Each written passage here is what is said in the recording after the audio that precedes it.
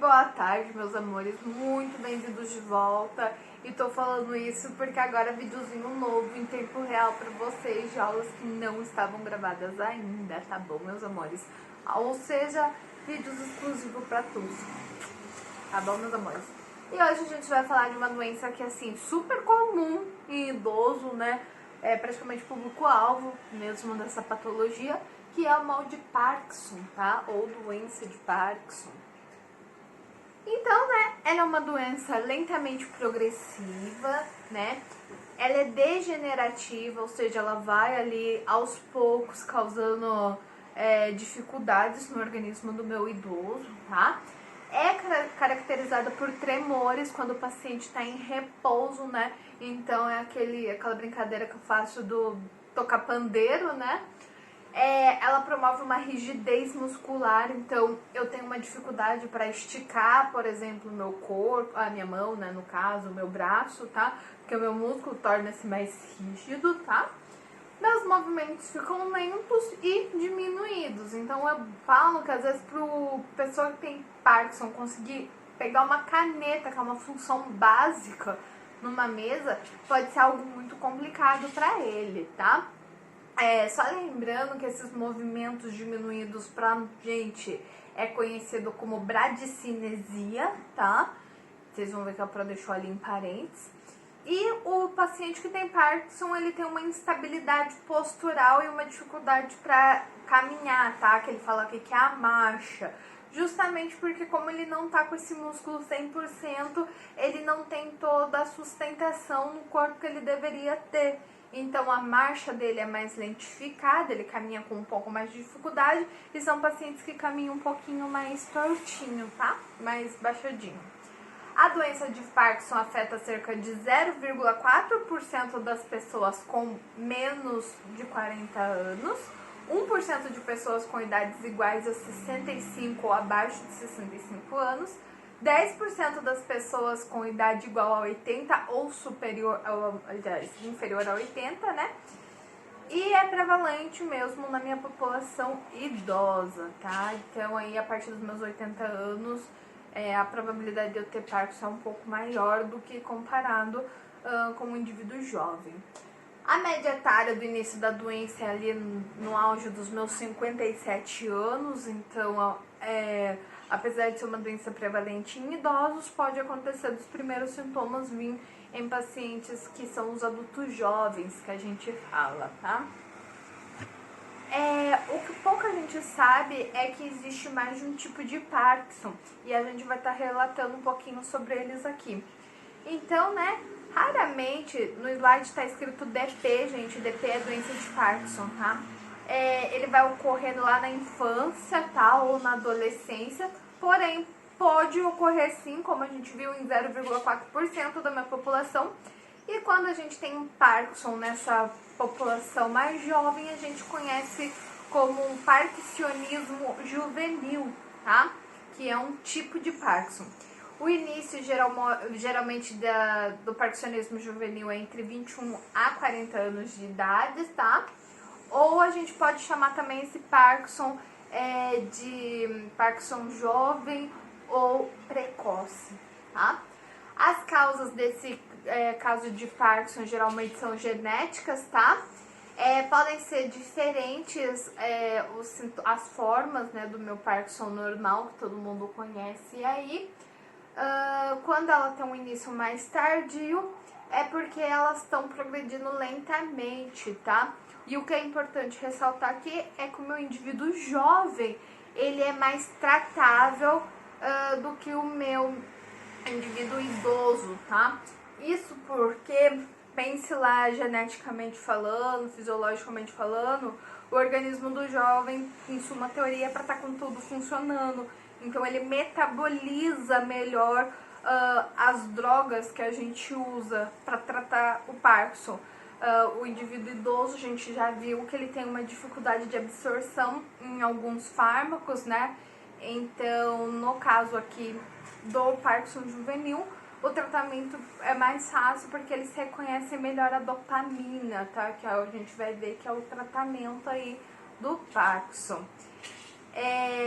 Outra coisa importante, o Parkinson, ele tem alguns sintomas motores, né? E no jovem, ele vai, em vez de apresentar a tremedeira, que é um sintoma muito clássico, geralmente ele vai se manifestar em forma de depressão, ansiedade ou dor, tá? Então, essa é a principal diferença entre o Parkinson juvenil e o Parkinson do meu idoso, tá? Que aqui ele se manifesta, então, com sintomas depressivos e de ansiedade, e no meu idoso já são as deficiências motoras propriamente ditas. Tudo bem? Depois disso, a gente tem o Parkinson secundário. O que é esse Parkinson secundário? É a disfunção do meu cérebro, tá? E ele é caracterizado pelo bloqueio dopaminérgico dos gânglios basais, que é semelhante à doença de Parkinson, mas a causa é algo mais do que simplesmente a doença de Parkinson, como, por exemplo, os fármacos, doença cerebrovascular, traumatismo, alterações pós-encefálicas. E aí eu falei tudo isso e vocês estão assim, quê? Calma, vou ter a tecla SAP aí, gente. Então, o que acontece? O Parkinson secundário, pessoal, basicamente, ele vai ter o sintoma clássico do Parkinson normal. E uma coisa que eu vou falar pra vocês entenderem melhor, é que o Parkinson, ele é resultante da queda de dopamina no nosso organismo, tá? Então, quando eu não tenho dopamina suficiente circulando na minha corrente sanguínea, eu tenho uma tendência de ter um Parkinson. Observação: a depressão e o Parkinson ocorrem pela mesma deficiência. Por isso que no meu jovem, a doença se manifesta por forma de depressão, tá? Então, essa queda de dopamina no meu organismo, ela é responsável por causar o Parkinson e ela também é responsável por causar a depressão, tá? Por isso que a gente fala que depressão é uma doença comum como qualquer outra, porque a deficiência dela vem aí, né, da queda de hormônios no nosso organismo, ok? Então, no Parkinson secundário, eu tenho os sintomas propriamente ditos do Parkinson, que é essa queda de dopamina, porém ele se associa a algo a mais, como por exemplo, alguns fármacos que ajudam a diminuir mais ainda o nível dessa dopamina no meu sangue, doenças cerebrovascular, né, que são as doenças aí, por exemplo, um AVC, né, que vai faltar vascularização ali no meu cérebro, tá? Também pode ocorrer o Parkinson, algum tipo de traumatismo, e quando eu falo trauma, lembra lá que é sempre os acidentes, tá? Não importa se foi um acidente de trânsito, se foi uma queda ou o que foi. Ou algumas alterações pós-encefálicas, né? Por exemplo, tumores cerebrais e etc. Tudo bem? E para fechar os tipos de Parkinson, a gente tem o Parkinson atípico, que refere-se a um grupo de doenças neurodegenerativas que tem algumas características semelhantes às doenças de Parkinson, mas apresentam alguma característica clínica diferente. O prognóstico geralmente é pior e a resposta é modesta ou nenhum a levodopa. Levodopa, gente, é a medicação que a gente usa para aumentar o nível de dopamina no sangue. Então, basicamente aqui, ele tá me dizendo que o Parkinson atípico, ele vem porque a pessoa já tem alguma deficiência neurológica, tá? Como, por exemplo, eu acabei de citar pra vocês o tumor avançado ali cerebral, tá? E a gente vai ver alguns outros exemplos daqui a pouco. E aí, devido a essa doença, ela piora, né? E ela vai piorando, e com a evolução dela eu desenvolvo o Parkinson, tudo bem? Então, o Parkinson atípico é a evolução de alguma doença neurodegenerativa, tá? Só que, porém, nesse caso ele vai ter sintomas mais graves e geralmente ele não vai responder ao tratamento, tá? Diferente lá do meu Parkinson juvenil, que responde super bem a levodopa, então eu consigo reverter o quadro daquele paciente. Ou às vezes o Parkinson secundário também, eu faço o tratamento certinho e aí eu tiro, né, os outros fatores que tá fazendo essa pessoa entrar num quadro de Parkinson, e aí a pessoa fica estável. Aqui não, aqui geralmente a pessoa vai passar fazendo um tratamento, mas nem o tratamento vai ser tão efetivo assim, tá? Alguns exemplos então dessas doenças que podem desenvolver o Parkinson atípico é a atrofia multissistêmica, né? Então é quando o meu sistema inteiro tá, como que eu vou falar? Diminuído, muito diminuído. Paralisia supranuclear progressiva. Paralisia, gente, é quando eu paraliso mesmo alguma parte do meu corpo, tá? Demência com corpos de Levy e degeneração córtico-basal, que são doenças propriamente cerebrais, tá? E o que causa o Parkinson? Então a Pro já deu lá uma leve introdução para vocês, né? Mas geralmente ela é causada pela diminuição intensa da dopamina, tá? Que é um neurotransmissor, substância química que ajuda na transmissão de mensagem entre as células nervosas. E eu vou tentar fazer um esquema, perdão pelo barulho, para vocês conseguirem entender o que acontece, tá? É uma fisiologia pesadinha aqui, então pode ser que tenha dúvidas, mas eu vou tentar deixar o mais claro possível para vocês. Então, o que acontece aqui? Dentro do nosso corpo, a gente tem algo chamado fenda sináptica, que é responsável por pegar a mensagem lá do nosso cérebro, né? Levar para aquela determinada parte do nosso corpo para ela gerar uma ação, tá? Então, por exemplo, eu quero levantar o meu braço. Em frações de segundo, o meu cérebro passou a mensagem, tá? E aí chegou o comando para o meu braço levantar. Só que no meio desse processo, apesar dele ocorrer em frações de segundos, tem todo um processo fisiológico complexo. Então, como que ocorre? Eu tenho os neurotransmissores, tá? Que vão receber a mensagem do meu cérebro para levantar a mão, certo? Um desses neurotransmissores é a dopamina. Então, vou colocar aqui D de dopamina. Então, meu cérebro falou, dopamina, fala lá pro braço que ele precisa levantar, tá? Aí a dopamina vem, pega essa mensagem. E aqui a gente tem a fenda sináptica, ela é partidinha em dois mesmo, tá? E o meio dela é vago. Essa dopamina pega essa mensagem e quebra essa mensagem em pequenos fragmentos.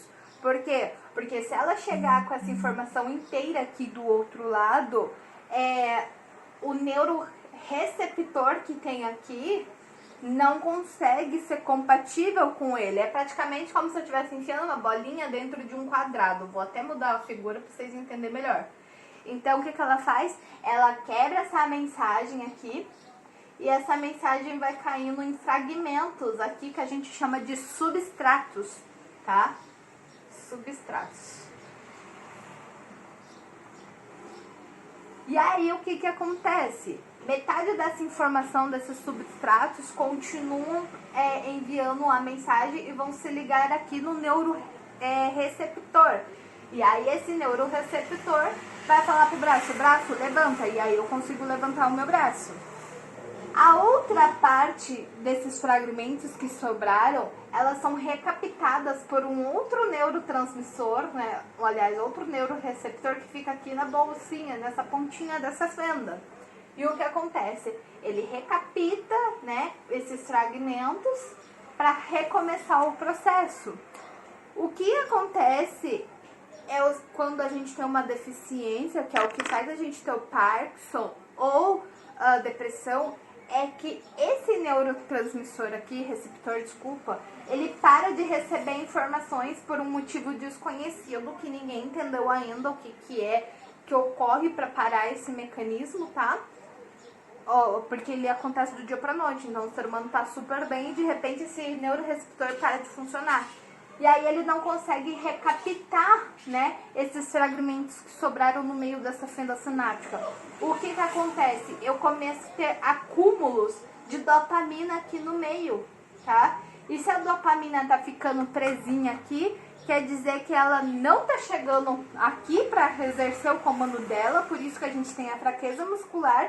E também ela não tá circulando no sangue, entendeu? Por isso que a gente fala que tem a queda. Apesar da gente ter uma elevação de dopamina na fenda sináptica, no meio dessa fenda sináptica, a gente tem a falta de dopamina correndo no meu sangue. Porque quando ela recapita aqui aqueles fragmentos, ela pega esses fragmentos e joga pro sangue, entendeu?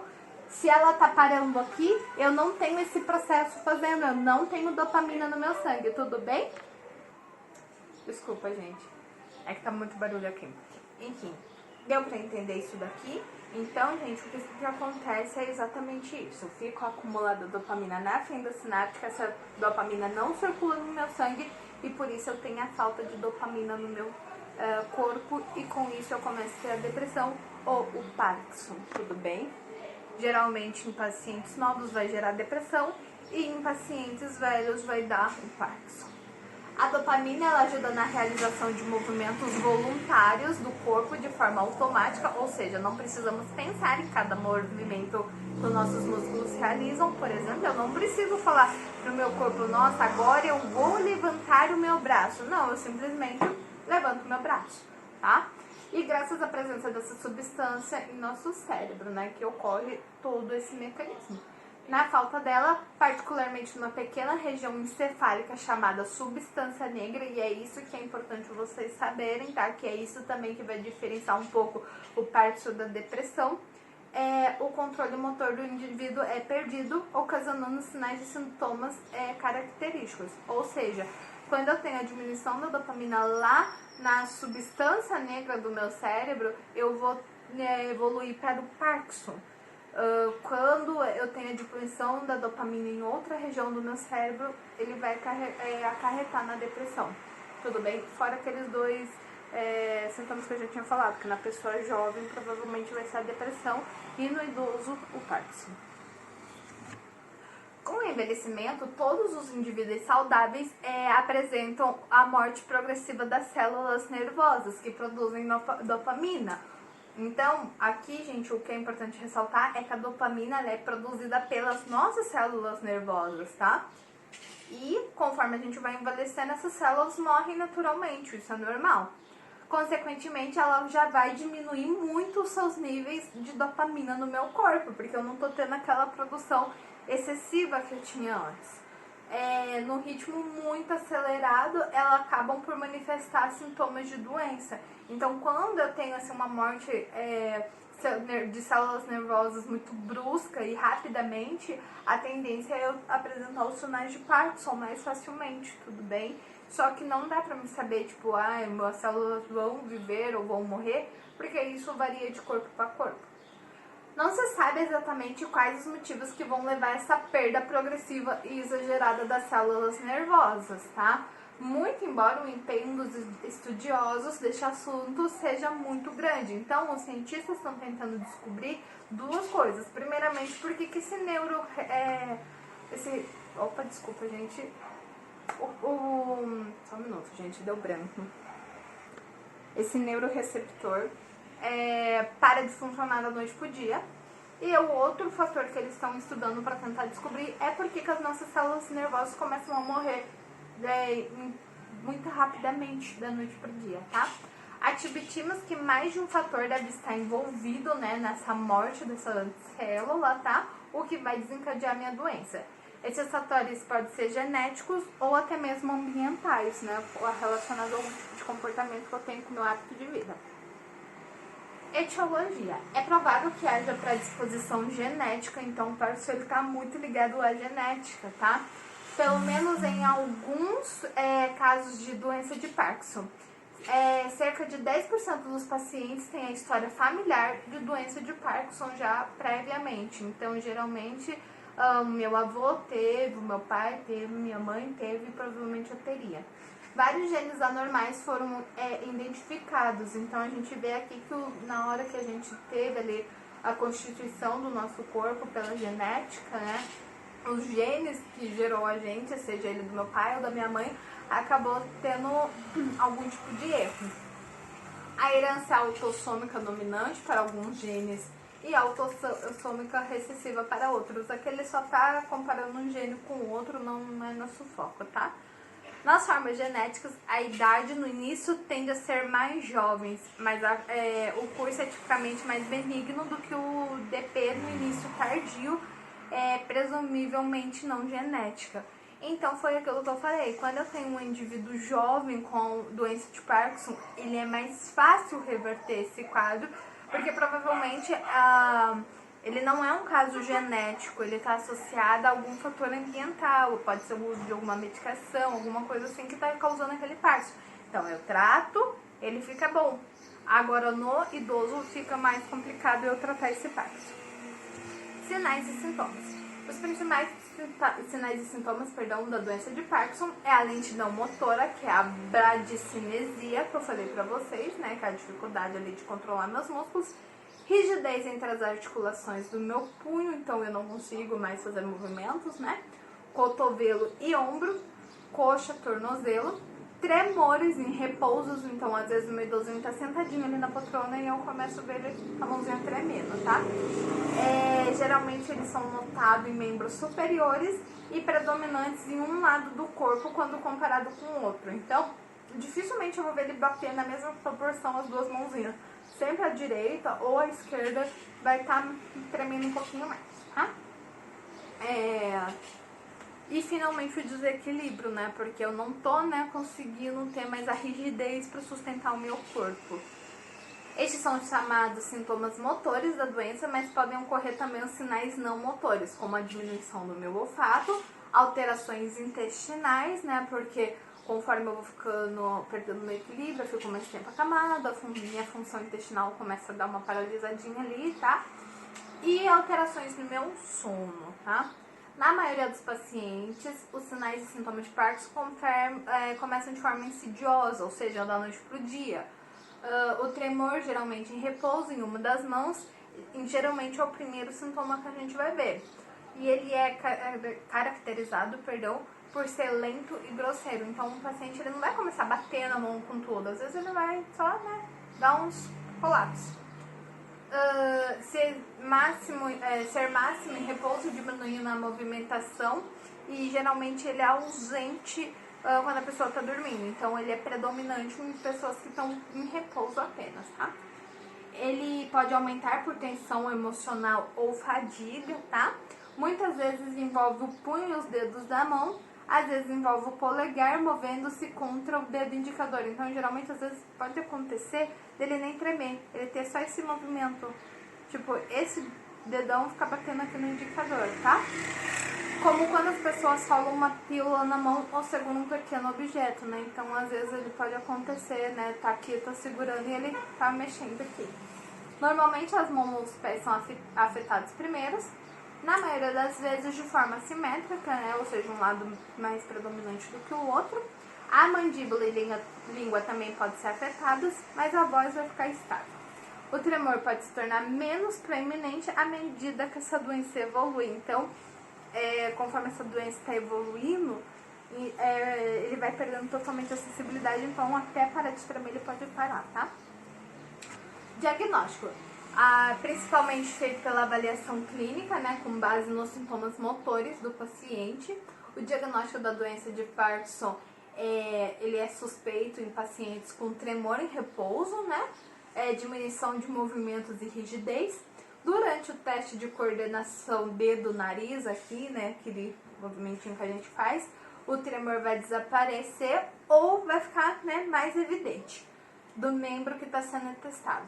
Durante o exame neurológico, o paciente não consegue realizar bem os movimentos alternantes, que eu derrubei a caneta, e os movimentos alternantes, né, tipo levantar um braço, abaixar o outro, tá?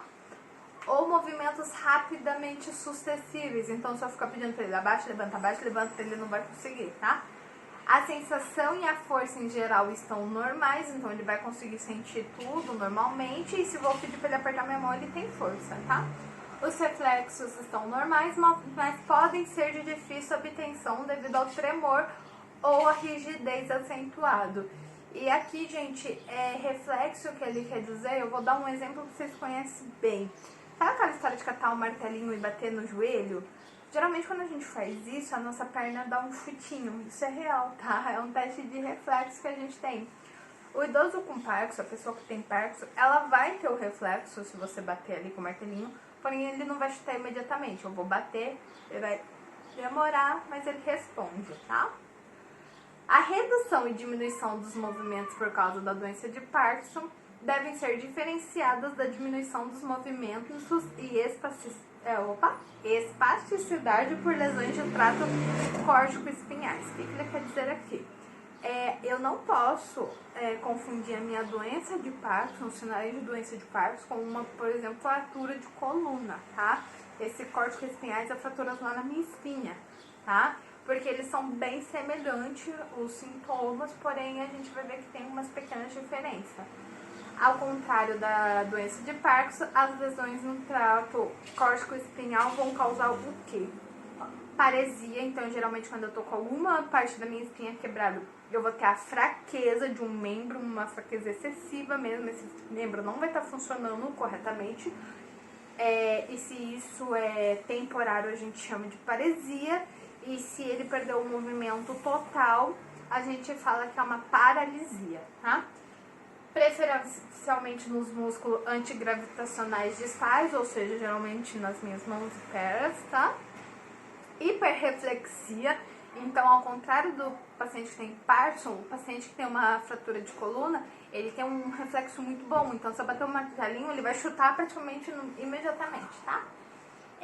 E vai ter as respostas extensoras plantares, que é um sinal de Babinski, onde a gente passa uma canetinha lá no pé e imediatamente ele fecha os dedinhos. Mas isso é uma função de enfermeiro, não se apeguem a isso, tá? A espasticidade, que aumenta o tônus muscular proporcionalmente à velocidade e ao grau de estiramento do músculo até que a resistência desaparece subitamente, é o fenômeno de canivete. Então a gente vai fazer o exame e ele tem, né, esse tônus muscular aumentado também, tá? Então quando a gente pede para ele fechar a perninha ali, fazer um canivete com a perninha, ele tá mais rapidinho. O diagnóstico da doença de Parkinson é suportado pela presença de outros sinais, como piscar infrequentemente, falta de expressão facial, reflexo postural prejudicado e anormalidades na marcha, tá? Em idosos, outras possíveis causas da diminuição dos movimentos espontâneos ou marcha de passos curtos é a depressão grave, o hipotiroidismo, uso de antipsicótico ou certos antieméticos, né, que são os cortadores de náusea e ânsia aí, tá? E devem ser excluídas antes de propor a doença de Parkinson, tá? Para ajudar a distinguir a doença de Parkinson secundário ou atípico, os médicos muitas vezes testam a responsabilidade à levodopa. Então a gente vai tentar tratar esse paciente com a levodopa, que é o estabilizador de dopamina, né?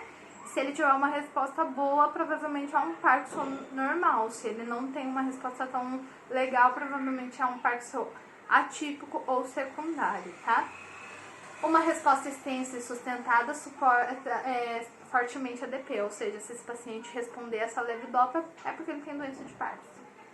Uma resposta modesta ou nenhuma resposta à levodopa em doses de pelo menos 1.200 mg dia sugere uma outra forma de Parkinson. As causas de parkinsonismo secundário atípicos podem ser identificadas por história completa, né, incluindo a história ocupacional, medicamentosa e familiar, ou seja, aqui eu pergunto para ele se tem caso na família, com o que ele trabalha, que medicamentos ele toma, tá? Eu faço a avaliação dos déficits neurológicos, que é característicos da doença. Faço neuroimagens quando os pacientes têm características atípicas, por exemplo, como quedas precoces, comprometimento cognitivo, apraxia, que é a incapacidade de imitar gestos com as mãos, e hiperreflexia. Então aqui ele está falando que os exames de imagem é mais usado para pessoas que realmente têm queixas de quedas, de traumas, de doenças neurodegenerativas, tá? Tratamento. A doença de Parkinson é tratável e geralmente seus sinais e sintomas respondem de forma satisfatória às medicações existentes. Esses medicamentos, entretanto, são sintomáticos, ou seja, eles repõem parcialmente a dopamina que está faltando e, deste modo, melhoram os sintomas e sinais da doença. Gente, o Parkinson, ele é praticamente uma doença crônica, ele tem tratamento, mas nem sempre tem cura, tá? Pacientes jovens a gente consegue reverter, idosos é mais difícil, mas a gente consegue ofertar um tratamento de modo que ele viva muito tempo, tá? devem, portanto, ser usados por toda a vida da pessoa que apresenta tal enfermidade, tá? Ou até que surjam tratamentos mais eficazes. Então, uma vez que eu começo o tratamento com a levodopa, eu vou usar ela o resto da minha vida aí, tá? A não ser que eles criem alguma medicação mais eficiente. Ainda não existem drogas disponíveis comercialmente que possam curar ou evitar de forma efetiva a progressão dessa degeneração das minhas células nervosas que causam a doença. Há diversos tipos de medicamentos antiparkinsonianos disponíveis que devem ser usados em combinações adequadas para cada paciente e fase da evolução da doença, garantindo assim uma melhor qualidade de vida e independência desse enfermo. Então aqui ele só está dizendo que, tipo, medicação eu tenho um monte e a gente tem que escolher uma de acordo com a realidade do paciente. Também existe técnica cirúrgica para atenuar alguns dos sintomas da doença de Parkinson, que devem ser indicadas caso a caso, né? Quando os medicamentos falham, né, em controlar o que é recomendado. O tratamento adjuvante com a equipe multiprofissional é recomendado, além de atividade física regular. O objetivo do tratamento inclui medicamento, fisioterapia, fonoaudióloga, suporte psicológico e nutricional, atividade física, entre outros, melhora a qualidade de vida do meu paciente, reduzindo o prejuízo funcional decorrente dessa doença, permitindo que o paciente tenha uma vida independente com qualidade por muitos anos. Medicações que a gente usa: arbidopa e levodopa, que é fundamental no tratamento, amantadina, inibidores de MAO tipo B, MAO é uma enzima, tá, gente? Ou em alguns pacientes, fármacos anticolinérgicos. Agonista dopaminérgico, gente, agonista é sempre o contrário de uma medicação, tá? Então, eu tenho uma medicação que eleva a pressão, o antagonista vai diminuir a pressão. Inibidores de catelol ou metiltransferase, sempre usados com a levodopa, especialmente quando a resposta à levodopa está desaparecendo. Lembrando que medicações é só para vocês conhecerem, isso aqui é função médica, tá? Prevenção. Não tem como prevenir a doença de Parkinson com os recursos disponíveis atualmente, né? Porque a gente viu aí que são fatores genéticos, principalmente a causa dele. E a gente não sabe o que faz ter essas alterações genéticas.